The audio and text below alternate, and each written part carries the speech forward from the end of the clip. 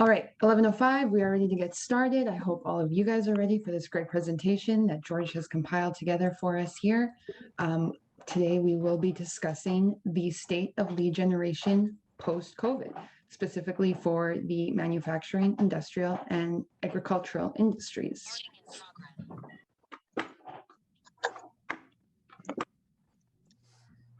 I'd like to start off by introducing myself, your host, Caitlin Falk. As you can see, I have been working with George and his company for the last 3 years now. I'm really eager to, this is my first live webinar sort of event, so I'm really eager to experience this with George and with all of you guys. And then we have George, our speaker.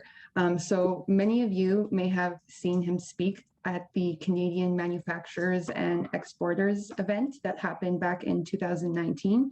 He was a guest speaker during that live event and also marketing related. And he is here with us today to share even more updated, relevant information on what's going on in this day and age, especially, you know, post-pandemic, right? So I will pass it on to George from here. Thanks, Caitlin. Sorry, go ahead.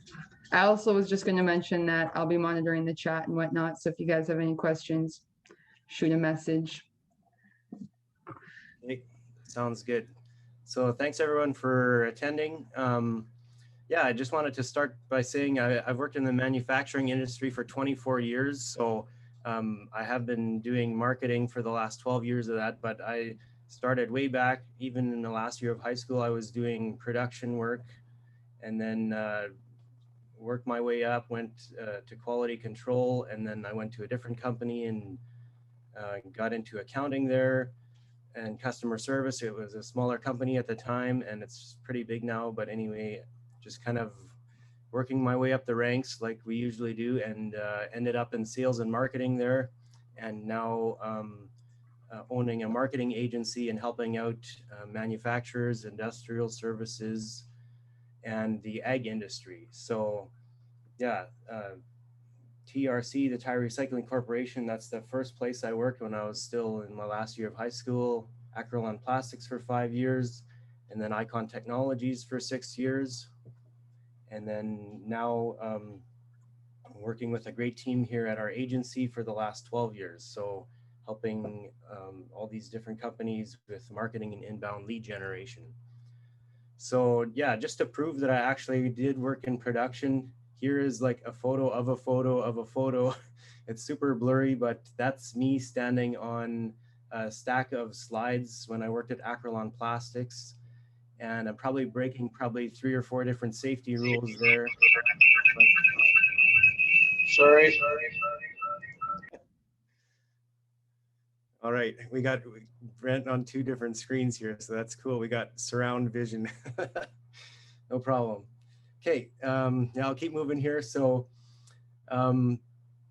yeah, I've been mentored by Perry Marshall for like over 10 years already. Even when I was working at Icon, we worked with Perry Marshall back then already, and he wrote the book on 80-20 sales and marketing. That's my favorite marketing book.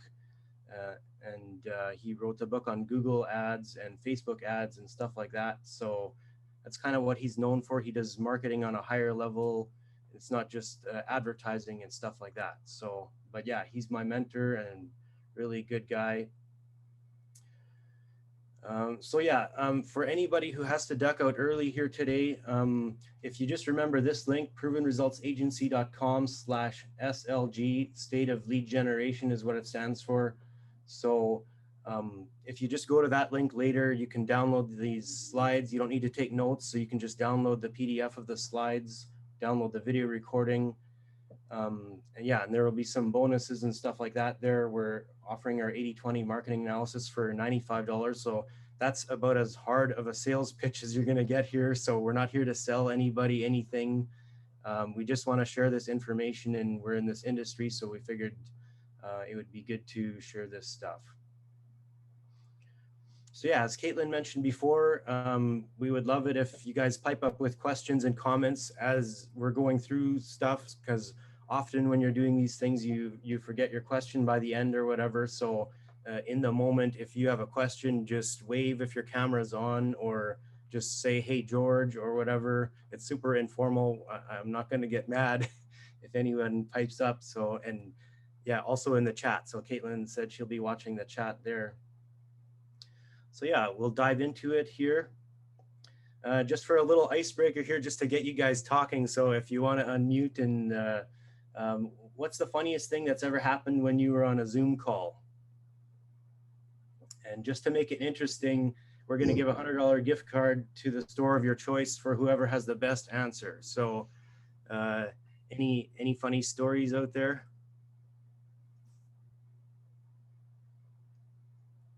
We're anticipating crickets, so we have, I don't know if you guys heard about it, but there during the pandemic, well, we're kind of in it still or whatever, but anyway, in the middle of the pandemic, there was a guy that had a court hearing, and yeah, you couldn't attend in person, so he had to call in with Zoom. And then I don't know if it was his kids or somebody had set it so that you could change your look or whatever. So he looked like a cat, and he couldn't figure out how to change it so that to turn off the cat thing or whatever. So he was in this serious court hearing, and he looked like a cat. So there's a YouTube video if you just look up Zoom call cat or something like that, and you should find it. I have one. I was working when I used to work for a company. We did Zoom meetings every morning for our safety meeting, and during one of the meetings, I forgot to mute, and I was running my business on the side at the time, and I made a phone call for the business while I was not on mute during my other job. And it was, I don't know if it was funny, but it was pretty embarrassing though. Okay. All right, so right now Alex has the gift card, unless anybody wants to challenge him and come up with an even funnier story.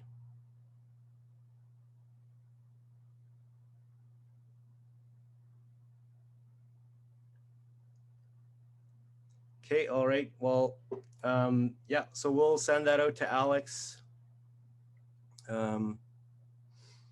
We'll get moving here, but yeah, just please pipe up, or if you want to just type it in the chat if you have questions as we go.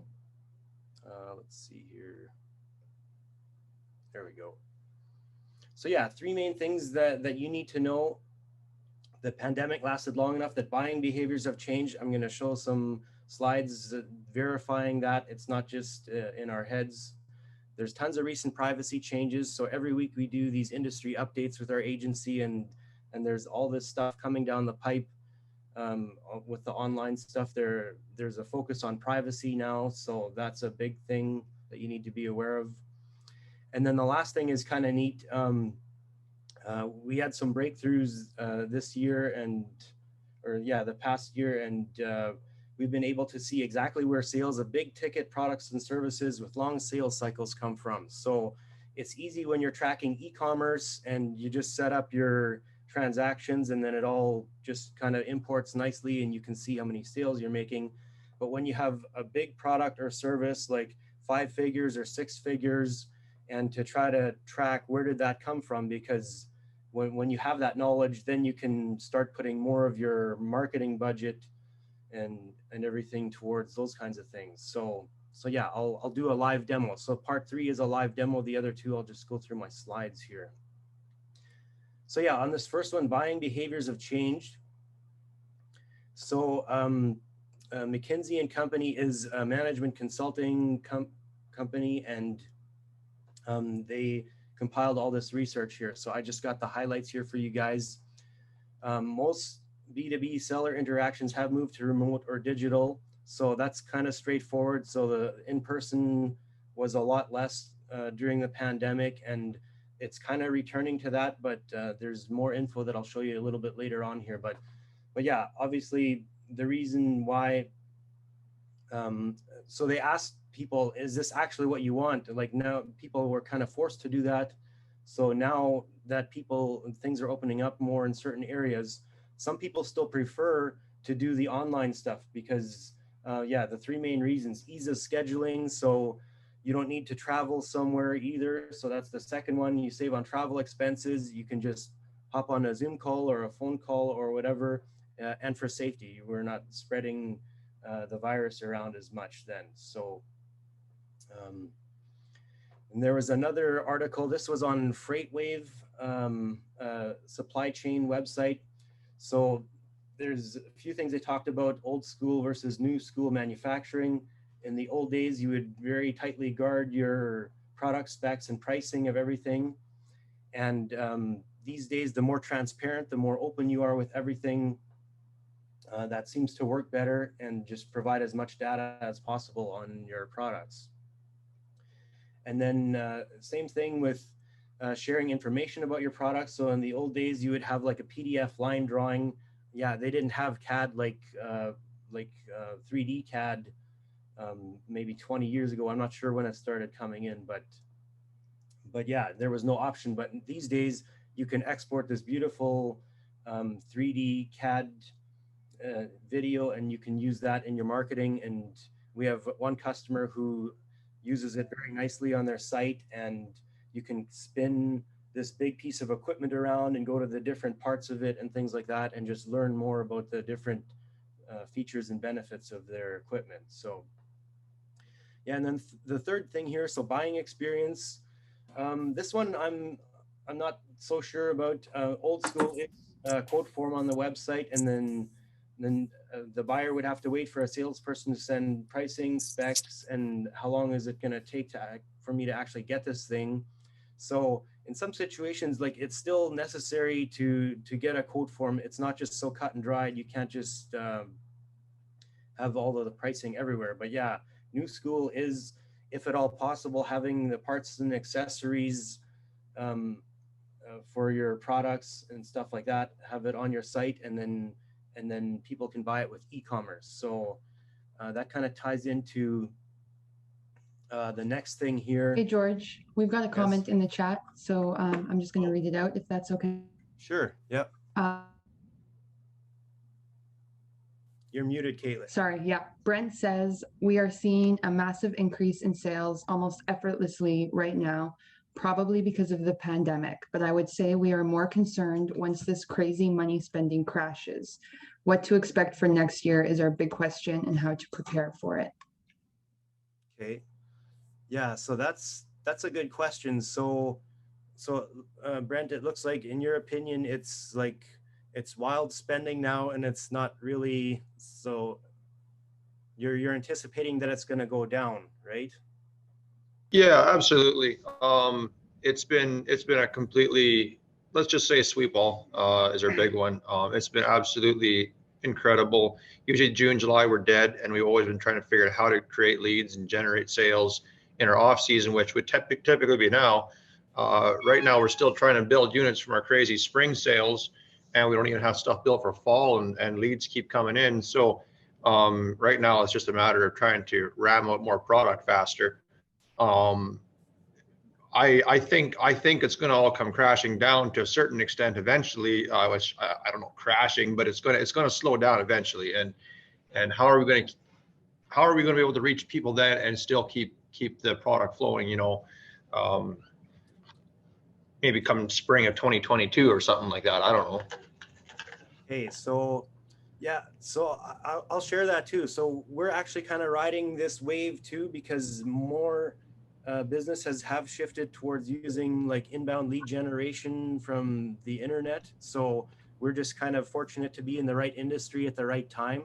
So we are experiencing that too. So I don't know if anyone else wants to pipe up or whatever, but it seems like, yeah, business is really thriving lately for a lot of people here in Winkler anyway. Everybody's hiring, and it's almost as if the employees have an advantage because there's so much leverage. Everyone's hiring, so now there's all these different benefits that they're trying to give so that people will come work there or whatever. So, but I guess the short answer would be that if you have like your whole lead generation engine built out, so then you'll be able to prevent the slowdown. You'll just keep those leads going or whatever. So I'll get into it a little bit more in the demo in the third part, but yeah, Sure.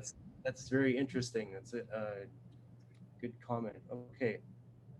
Yeah, just last point I was going to say here about this slide here. So people are getting more and more comfortable making huge purchases online, and especially reorders, because once you've bought something and you're ordering more of it, you kind of know what to expect. So you're at a more of a comfort level. And 70% of the buyers, they're comfortable making remote or self-serve purchase. So either it's e-commerce or they get on a Zoom call or whatever. They don't necessarily need to see the product and touch it and feel it like in the old days or whatever. And they're comfortable making those purchases like over 50 grand. Yeah, when you add up 32, 12, and 15. So yeah, that's like 70% of people. I think my math is off on that one, but we'll keep moving here. Okay, so then the biggest shift that we saw was obviously in-person sales were going down because there's just less trade shows, less outside salespeople and stuff like that. And yeah, travel was more restricted and things like that. And that shifted towards video conferencing, like Zoom calls or whatever your favorite video call platform is.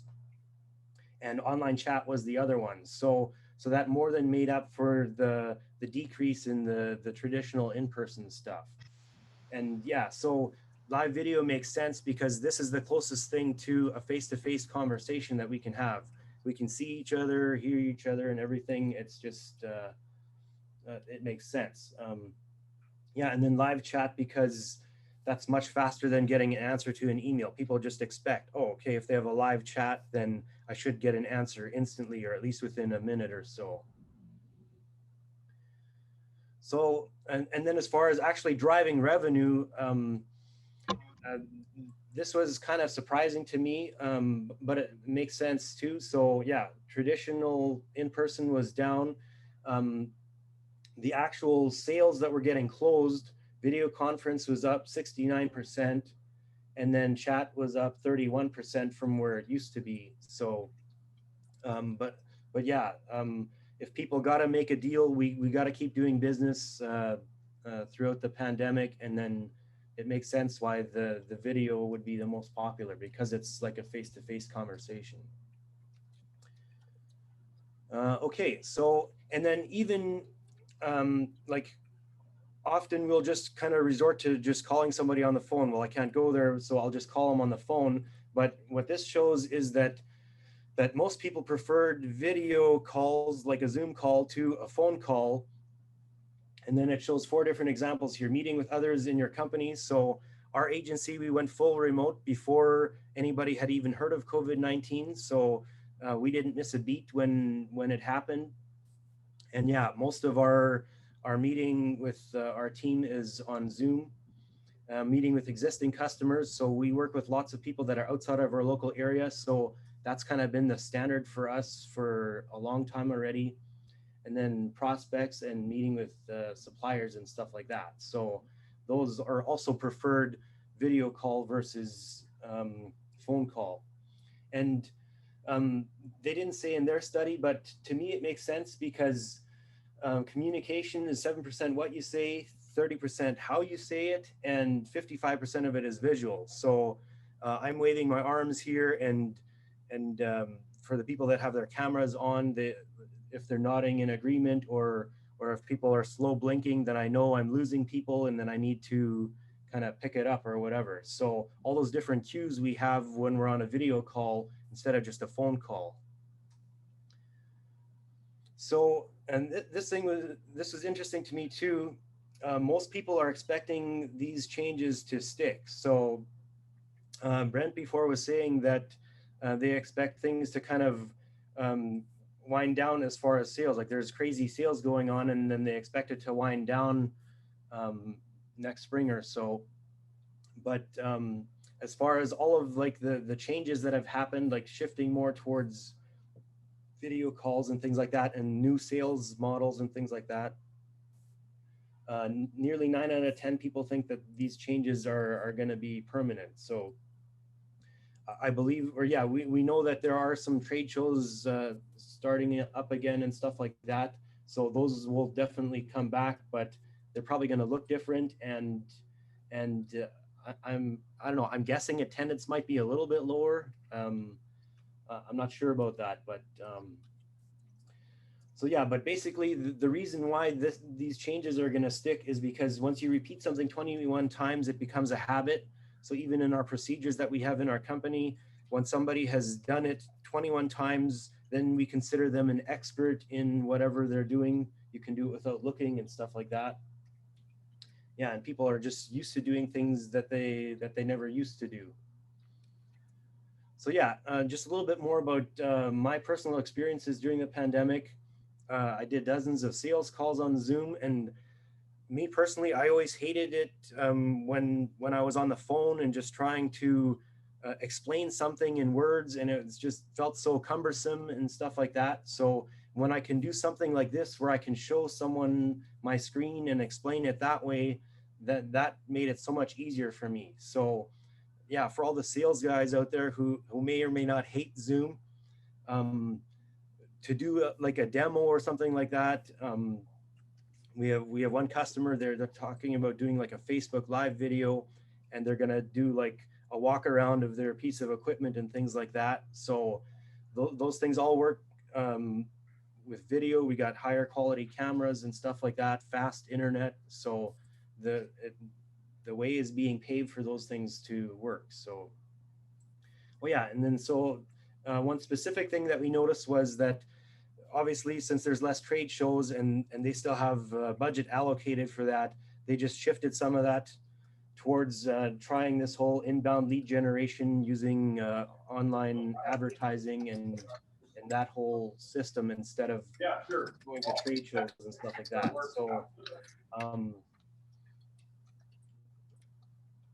So another thing that we noticed when people finally took the jump and then they actually committed to spending a decent budget on something like what we do, they were kind of surprised by how effective it was and how transparent. Like sometimes we can see, okay, we thought this would be great and it was a flop, and then but at least we have the transparency. We can see that, we can pause something and shift budget elsewhere. The other major thing is it's the classic prospecting versus positioning. So this is one thing that Perry Marshall kind of ingrained into me is, are you chasing them or are they chasing you? So when you have outside salespeople and knocking on people's doors, and there's just a different perception versus if somebody's actively searching for something, they come to your website and now you're positioned, it's your site, and you're not competing. You are competing against others, but when they're on your site, now you're the only company that they're thinking of right then. So yeah, it's been a blessing in disguise for us. I'll be honest, I wasn't crazy about the pandemic when everything kind of got locked down or whatever, but it's been a blessing for our agency, and it sounds like lots of other companies out there.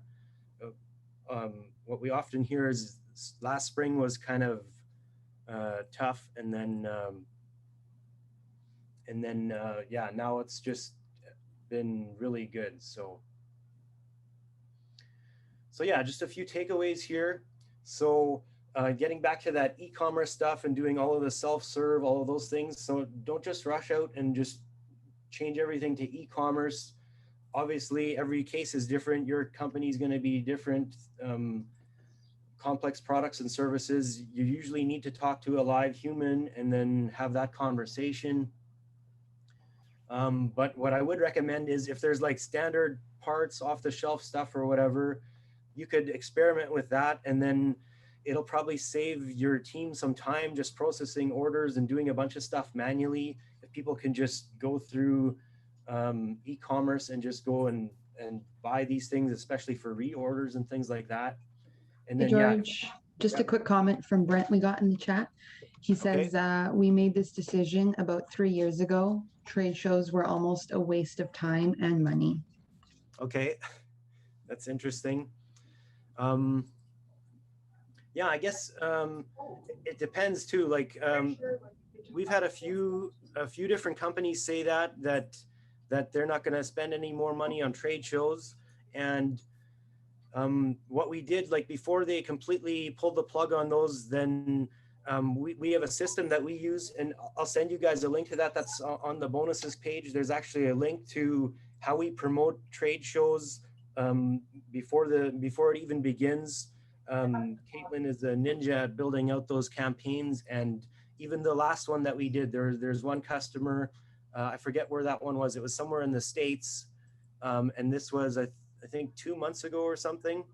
But there too, they had a great turnout. Lots of people said they saw it from our advertising, and we verified that. We have a way of tracking that. So yeah, I guess before you completely pull the plug, or maybe if you want to test the waters again with some of those strategies, but yeah, it's interesting. So I'll keep moving here. Yeah, and then the video call. So I was having a little bit of preamble before everyone got on the call here.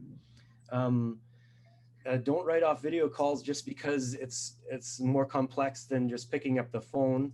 And one of the things is just because when the salespeople have to manually schedule those, it adds complexity and stuff like that. So what I would recommend is figure out how to present and stuff like that. And you can show people something, especially if it's probably somebody brand new, like maybe if you already have a relationship built and yeah, you just need a quick call for something, but and yeah, and that can all be automated. So the way that we have it set up is if people want to schedule a video call, they can do that. And then it just sends out the links automatically to everyone. And it's just pretty slick. So as long as you kind of use some of those tools. I'll touch on the privacy changes here. We're getting about, 11:32 here. So I'll go a little quicker through this so that I can get to the demo part of it. But yeah, so there's lots of changes coming down the pipe. There's this huge focus on privacy. Apple, a few months ago, they rolled out a thing where you have to opt in to allow apps to track you. And then Facebook was very upset about that because most of their revenue is from advertising and most of their traffic is in their app. So it's good for privacy. It's very bad for marketing. So Facebook had to scramble, and then they had to completely rebuild their tracking and stuff like that.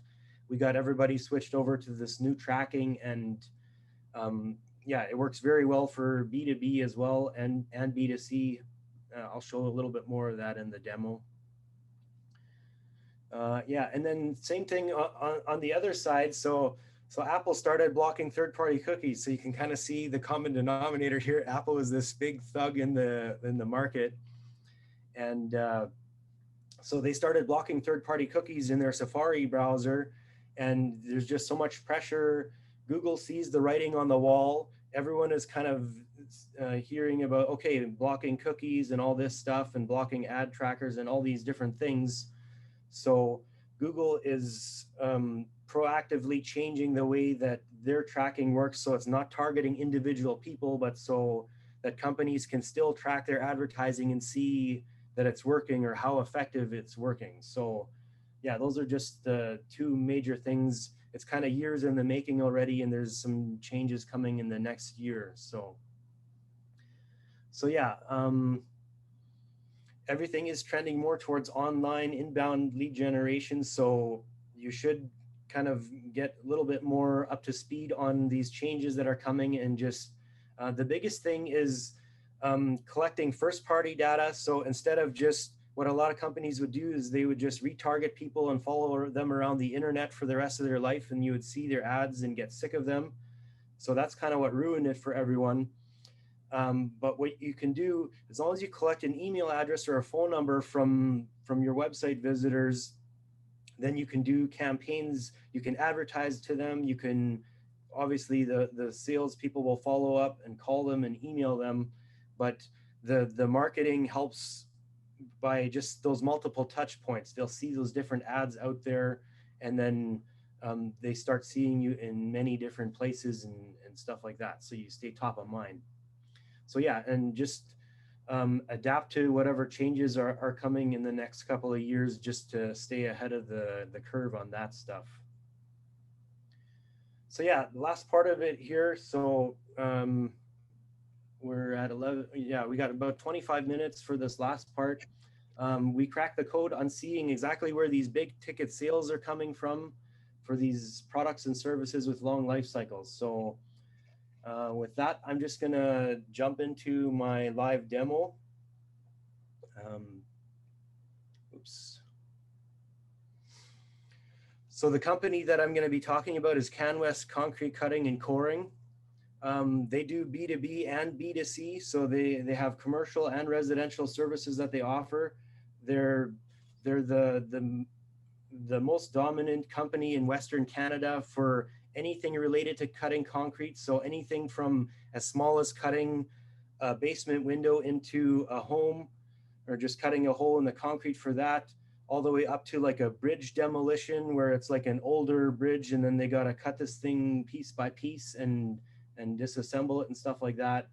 They do excavation, demolition, all kinds of different things. Airport runways, they've done lots of work on Calgary Airport. So next time you fly into there, just make a note of how smooth it is. So yeah, CanWest, they started with us. I thought it was over 8 years ago, but I'm doing my math here and it looks like it's like around 9 years ago. So November 2011 is when we started with them. This is their Google Ads account. And by the way, we have CanWest's blessing to use them as a case study. They've been with us for 8 or 9 years now, and they love how we've scaled things up for them. And I have permission from the owner to share and use this as a case study. So, but yeah, we started back here. This blue line is the conversions. So that's when we're actually tracking actions that people are taking. And you can see they kind of dabbled with it. So spending a few $100 here or there, and it kind of slowly scaled up or whatever. And then here it's like, hey, we're spending almost $3 grand on this. Is this stuff even working? That was before we started working with them. The company that they worked with, it wasn't really their specialty anyway. So then they reached out to us and said, hey, do you want to take this on? And then we did that. So, but yeah, so we, first thing we did is we put conversion tracking in place to actually measure how many leads are coming in for them. And everything was kind of scaling up nicely. So they have their waves, their seasons in their business. It always slows down in the winter. Things really ramped up here in 2014 and 15. And it was kind of interesting. So right here, you'll notice that there's a bit of a spike here. February 2016, that was the first time their monthly ad spend crossed the 20 grand mark. And then some yellow flags got raised over there at CanWest. And then the owner had a very stern heart-to-heart call. And she said, is this stuff even working? Like, we're spending 20 grand on this already. And then I said, Valerie, yes, it is working. Here's your Google Analytics account. We can see that 90% of your website traffic is coming from Google Ads right now. And that's driving most of these leads from your website. So you're welcome to turn off your ads account. It's your ads account. We don't own it. We just manage it for you. We can do a test and turn everything off for a few weeks. But I can tell you that your lead volume will probably drop to 1/10 of what it is right now. So I said, what we have been doing is, like, I know you guys get a lot of leads coming in by phone. So we've been testing this phone call tracking for a different company, and it's working very well. We have lots of transparency. It integrates with all of the systems. And would you be open to us testing that for you? And then she said, well, how much does it cost? And we worked that out, and then we put that in place. So that's why you see these big spikes of blue here now, because before that, we weren't tracking any phone calls. This was just their quote requests from their website. After that is the phone call tracking here. So that just allowed us to do our job so much better, because we had that visibility in seeing all those leads coming in by phone as well. You can see it kind of dipped here a little bit in 2019. They ended up selling their BC division. So So yeah, then we just turned off all of the ads for BC. We have it segmented out by all the different regions and stuff like that. So then, yeah, it went down a little bit here. And then you can see kind of where the non-compete ended. So then we ramped things up again, and we were allowed to advertise in BC again. So this was 2020, and summer months are their busiest months. So yeah, they had a very good year during the pandemic, and it was just all the things that we had put in place before that. And you can see now in 2021, like last month, their ad spend just under 70 grand. When you combine it with Facebook and LinkedIn ads, they were over 70 grand for the month. And we can do that confidently because we can see it's working, we're tracking everything, and they're just continuing to dominate in their industry.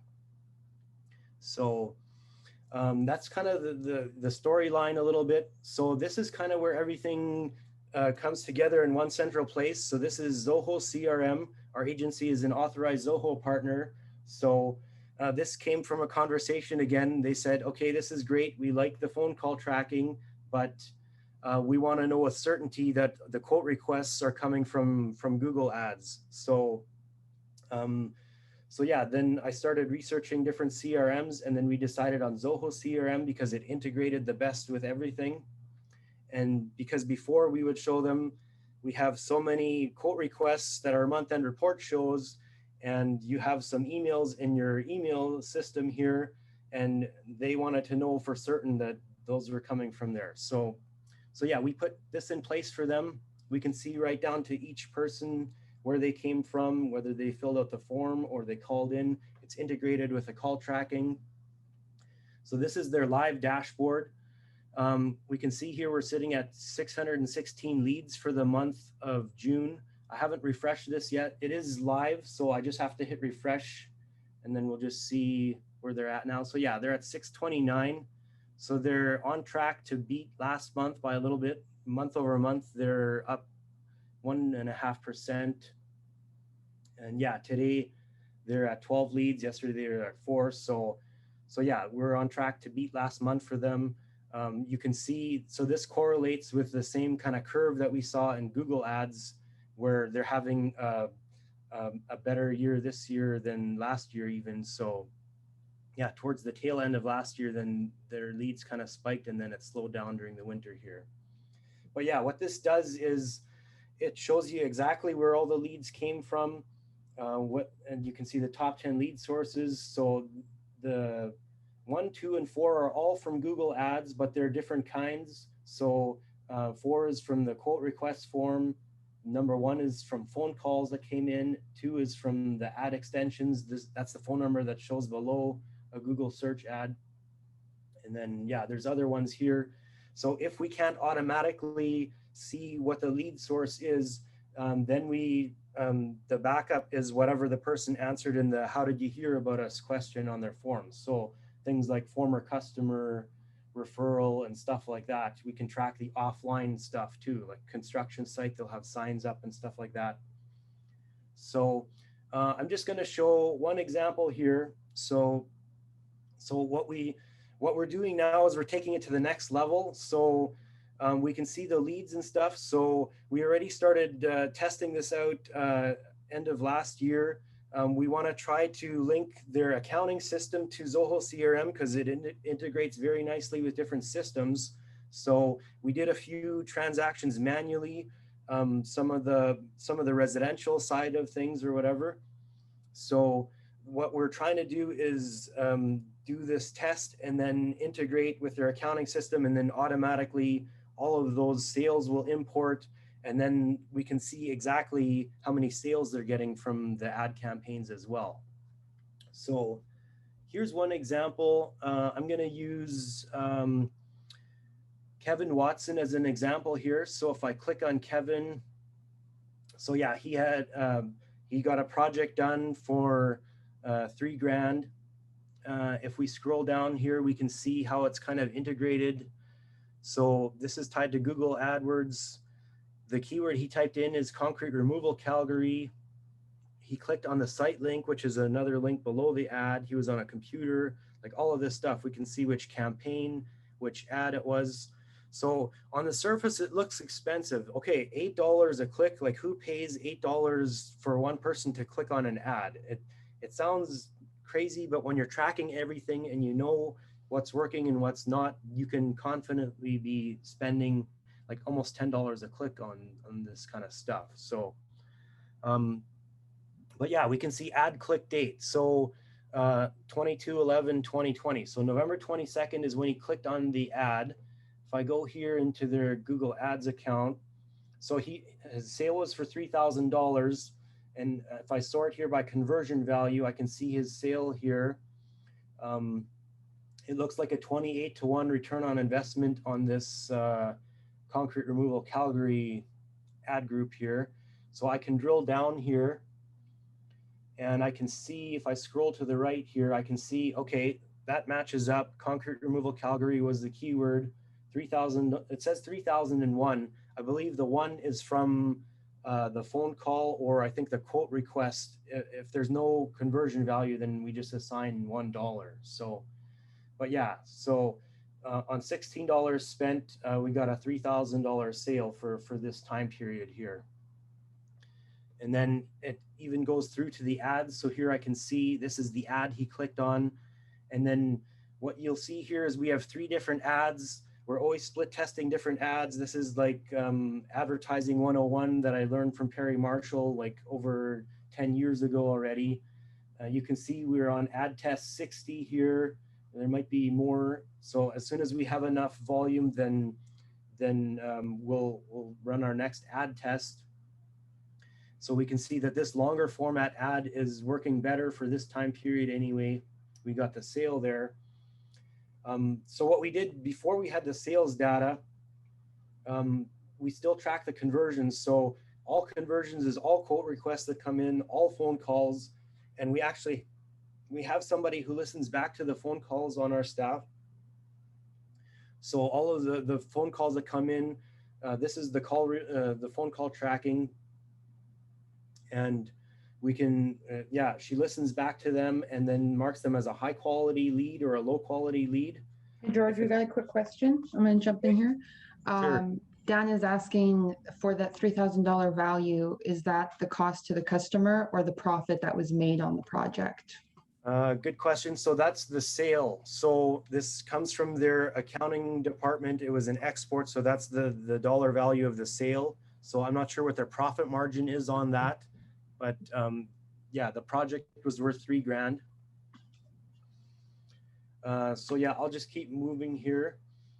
So yeah, this is, so then when we go back here, the conversions column shows only the high quality conversions, and then all conversions is all of them. So whether they're good or bad quality. So this ad, 1 out of 3 was high quality, and this one, both of them were high quality, both of those conversions.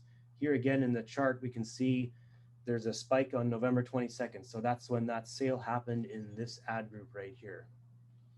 And then if I go back here, so Kevin actually made another purchase. So he made a follow-up. There was a project here. I guess Christmas Eve is when that one was closed. So maybe doing something for Christmas, but yeah, he made another a purchase, or there was a project for $4,400. So now we know lifetime value for Kevin is $7,400. So so yeah, let me just,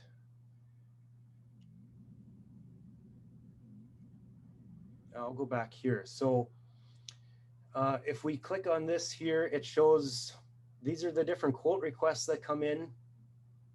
So let's just use, Nancy Riley here. So yeah, she had a project that closed that was worth like just over $6,000. And yeah, so here it shows there too, spent about just under $5. So for some reason there was a conversion export failure. So we're kind of looking into that, but we can see all the details on Nancy here and what she would have filled into the quote request form. Let's see here. So So yeah, that's another example there.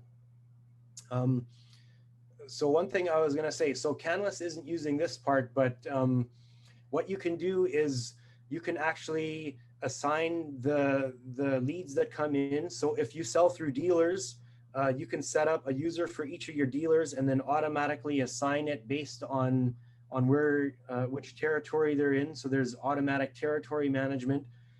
You can do this with other CRMs too. It's not just Zoho CRM. So many of you might be using that already. Or if you have internal salespeople and one person handles this territory, one handles that one, you can do that as well. And then it automatically assigns it to the right people. So they would just follow up on that, and it all tracks back to where they originally came from. And when it goes through the cycle here, the different stages, then yeah, you can see all the different stages here, closed one, what it closed for, and then whichever salesperson got the sale. So yeah, that's just another thing very handy for dealers or for internal sales teams. I was going to show another example from the basement windows, but yeah, you guys get it already. Here we can see lots of ROI on the basement windows. We can do the same drill down and know exactly where they came from. What I do want to show here quick towards the end is, so this is how we use Facebook ads for them. One thing that we did that was a pleasant surprise, we set up this lookalike campaign for them. So it's a 1% lookalike campaign. Canvas had a list of like over 2,000 email addresses and phone numbers. We can upload that to Facebook. It's all private and hashed and everything like that. What we do is we just use that list to create this lookalike audience, and then we can find more people who are like their existing customers. So this was just a cold traffic campaign. The goal was just to get them to their website. So that's what we were optimizing for here. And then we were pleasantly surprised to see that we were actually getting leads directly from this cold campaign. If I go to the very right here, 48 quote requests from their website on their form, and then all these different phone calls to their different locations from that campaign. So that was a nice bonus to get actual leads coming in from that cold traffic. And then this was the one that was actually, this is the retargeting campaign. So anyone who comes to Canvas website, if they don't fill out their quote request form, which is here, so this is tied in with Zoho CRM, it goes directly into there. So if someone doesn't fill out this form, or they do not call one of these numbers, so when the way the tracking works is all of these numbers get swapped out, I will see different numbers than other people will see. And if somebody does not take action, then they are put into this retargeting campaign here, and then they will see different ads on Facebook, depending on which pages they are on or things like that. And because of the tracking we set up, we have that transparency here too. We can see they're getting phone calls and these quote requests. So I'll just do a live demo, or I'll just show what one of those ads would look like. So these are dynamic ads. So what we do, I'll go into the settings here a little bit. What we do is, just so that people don't get worn out by seeing ads, like the worst thing you can do is have one ad relentlessly following someone around the internet, and you see the same thing over and over again and you just get sick of it. So what we do now is we have dynamic ads. We take a bunch of different photos, a bunch of different videos. There's some collages and stuff that Caitlin created for this campaign. Some of those perform the best. But anyway, Facebook will mix and match the different ad creative here. We try different descriptions here, different text, some long text, some short text, different calls to action and stuff like that. So they won't ever see the same combination twice, or they might, but they see a large variety of ads. So here's just an example of what it would show. So this is like a retainer wall here, or if there's one of these videos of an installation when they're doing their basement window cutting and stuff like that. So that'll show in different placements on Facebook, on Instagram, and there's actual conversions coming in. So we're not just we're not just blasting out social media posts to everybody who likes your Facebook page. It's actually targeted campaigns, either at non-converting website visitors or lists, or prospect lists is another one. I'll just do a quick live preview here just to show what this actually looks like right in your Facebook news feed. So usually the top, when you go to Facebook, the first post will be like whatever, one of your friends, or my Facebook memories. Here's my friend posted something. But yeah, so here's what it actually looks like as people are scrolling down. And this one might be performing well because we have these marks for these concrete bollards kind of painted with a bright orange tape. It kind of shows the whole process very nicely in the nice finished product. The yellow would also catch people's eye and stuff like that. So then they can click the get a quote button, takes them back to Canwest's site. In some of them, we even do like messenger campaigns where it just opens up Facebook Messenger and then you can start the conversation right there on Facebook, as long as you have somebody who's attentive to that. So yeah, that's what we did on Facebook. We're got 4 minutes here until noon. So I'll just show you guys, we did something similar in LinkedIn. So this is more for B2B stuff on LinkedIn. We tried the same strategy. We did a lookalike audience, spent a few $100, and it got some traffic to the site, but we can see here, I'm looking at the breakdown by conversions. There were no conversions for this lookalike campaign. LinkedIn's intelligence or their AI, it's just not as good as Facebook's for those lookalike audiences. So after a while, we were like, you know what, we can see this isn't working. It's not a good use of your budget. We're gonna pause this and shift it towards the retargeting campaign. Same thing there, we're retargeting people who didn't convert yet. You can see 38 quote requests, bunch of calls to their different locations and stuff like that. So this is a very good way to recover leads who came to your site and they just haven't pulled the trigger yet. So you pay good money to get them to your site. So you want to recover those and convert as many as possible. Here's just a quick, this is one of their better performing ads. We can see they're also getting engagement, but this is different than just a social media post. This is an actual paid ad. We can see the promoted there. There's people that are liking it, so they're getting that social proof and everything like that too. But behind the scenes, we can see that they're actually getting leads, and this is working. So yeah, that's kind of that's it in a nutshell. The big breakthroughs that I was talking about with actually being able to see those sales. So the next step for Canwest is we're going to work at actually doing the official integration between their accounting program and Zoho CRM. And then all of these sales will just populate in here automatically. And then we can see everything automatically in Google Ads and start managing it based on what's driving sales, not just what's driving high quality leads. So yeah, that link that I shared, the one provenresultsagency.com/SLG, and that will redirect you to this really long link here. So yeah, there's this offer if you want to take advantage of that. If you want somebody to, even just a second opinion, like I often do these audits and we don't have capacity to take on more customers now anyway, but sometimes you just want a second set of eyes. You might be working with another agency and like, are they aware of this stuff, or are they missing the mark or whatever? And sometimes I'll go in there and they're knocking it out of the park, and I can definitely respect good quality work. So it's not always a train wreck, but it often is.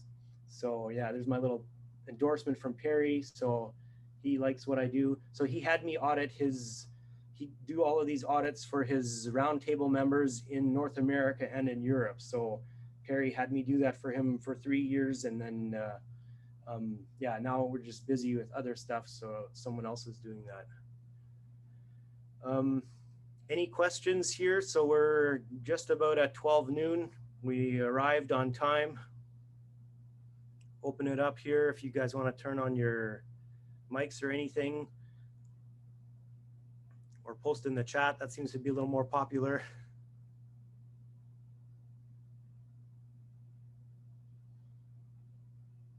Okay, all right. Oh, we'll give it one more minute here. Okay, now we're officially at noon, so we will wrap it up there. Thank you everyone for attending, and yeah, maybe we'll have a conversation in the future or something time like that. If you have any questions after the fact, then yeah, let me know, reach out to us. Thanks guys.